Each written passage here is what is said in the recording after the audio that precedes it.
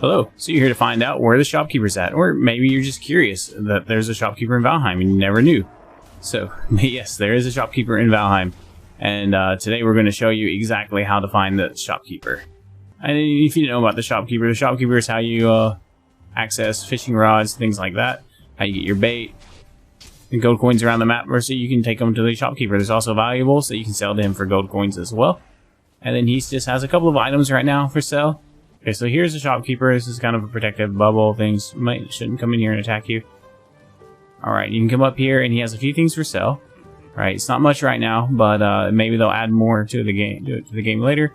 You'll have, it's just for style, it looks like. There's a verger circle. I'm probably pronouncing that wrong. Anyway, it produces a light source around you.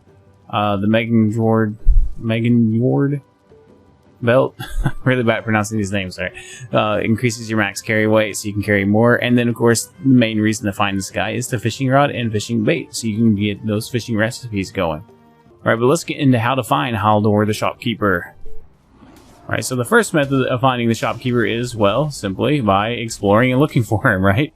If you get close enough to him, even though you're not close enough to see him necessarily, he will show up on the map.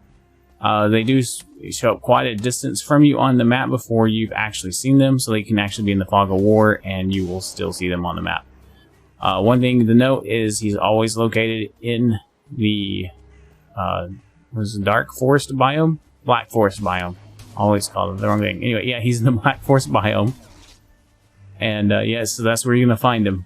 And you can be... Probably, if I was in the ocean sailing by this guy, I would have seen him if I was close to shore. In the fog of war, so you can see him on the mini-map now. If it does have to be, I believe, in mini-map range for it to pop up on your map, but maybe it could be a little bit farther, but I think it has to be mini-map range. Okay, well, the exploring method is the base method that you probably already knew about and you didn't come here to hear about, right? We'll get into the next two methods pretty real quick here. And I'm going to make this video as short and sweet for you as possible so you can get back into the game, get your answer, and get out of here, right? So if you find the information in this video helpful, smash that like button and leave a comment below and let us know. That would really help the channel out a lot. Alright, let's get into the next two methods. And for my favorite method here, we'll just go in here and so you go to the main screen, right? You're going into the game, hit start game, and then pick a character. If you already have a game in progress, you can just write this down, right? Whatever it is. So like whatever your seed is. If you haven't started a world or you want to start a new one, it's even easier. You just hit, instead of having to write this down and try and guess whether something like this is an L, a 1, or a I. Alright, so then you just hit new game. Enter the name of your new game, and this will be your seed here. So we'll just call this testing 3. And then here is the seed. You enter whatever seed you want, right? Or you can take the random seed and just control C. Right, now you have it instead of having to write it down. And then you start the world. And while that's going, we will head over to this website. I'll bring it over. Alright, this is Valheim /-map.world. I'll link it in the description below. No guarantee that this is a safe site. So far it seems safe. The other option would be to go somewhere and let it have access to your files and let it generate a map for you. But I wouldn't do that. Personally, I don't like things accessing my computer. So yeah. Anyway, you just put a seed in here and tell it, and it'll it'll load the map. It takes a minute. You can see what the map's going to look like. All right, and then you can hit trader. And it'll show you all the spots the trader could be at. And what I mean by could be, this is very important. Each of these spots can spawn a trader, but that doesn't mean each spot will. What happens is whichever spot you go to first will spawn the trader, and then it will not spawn anywhere else. That will be the trader's location. So keep that in mind. Right? And of course, you can do other things: bosses, boss stones, treasures, leviathans, camps. But that might be a little much. The game is all about exploring, right? Exploring's half the fun. That said, though, finding the trader just to get a fishing pole early game and stuff is kind of annoying. And it can be hard to do. So if you've been looking for it and you haven't been able to find it the normal way of going out and exploring, then this is probably one of your better options here. And of course, we'll go over another option here in just a moment. Okay, and just to show you, as you can see here, we're at the trader, right? And as you see here, it is where that map said it was going to be.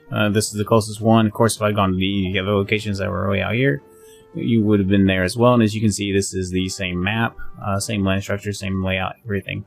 Okay, for the final method, if you didn't realize, you can travel, you can take a character and travel between worlds, right? So what you can do here is we're going to show you some seeds and where the traders are at in them. Alright, so what you can do is you can take these seeds that we're going to show you and you can put them in your game, create a world with them, and then you can go straight to that trader. And then once you're there, you can just log out, log out of that, go back to your world, get your loot, your valuables, your gold, whatever, bring it back, then exit your world, load up the world with your trader in it, and trade with them, then exit that world and go back into your world with your new items from that trader. I don't prefer this method. I would honestly prefer to use the previous method instead of this, but some people prefer this, so if this is something you prefer, then I'll show you a couple of great seeds here and where to find the traders. Okay, of course the first seed we're going to show you, and of course I'll put the seeds in the description below, is going to be this one. This one's a pretty nice seed, gives you decent terrain and stuff to run around on and play with, and the trader is connected to the land, so that's great. It's a little bit further away than the next seed I'm going to show you, but it's still a nice seed. It's got all the bosses kind of close together where you can get to them.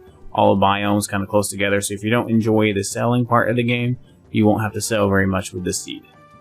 Alright, for the next seed, this was a pretty popular one for a while. Now, a warning, the trader has changed locations on the seed, but he's still really close to the starting point. As close as he was before anyway. So you can quickly get to him.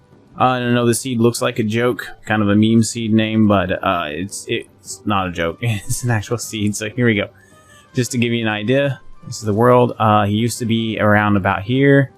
You could just run straight down and get to him. Now you have to go, I believe this is east. Run east to get to him. There's a bit of a river here. You should have enough stamina with base stamina to cross that river. But if not, you bring a character in here anyway, right? So bring some food with you and you can cross the river, no problem. It's not very wide. If you enjoyed this video, smash that like button. Have an awesome day.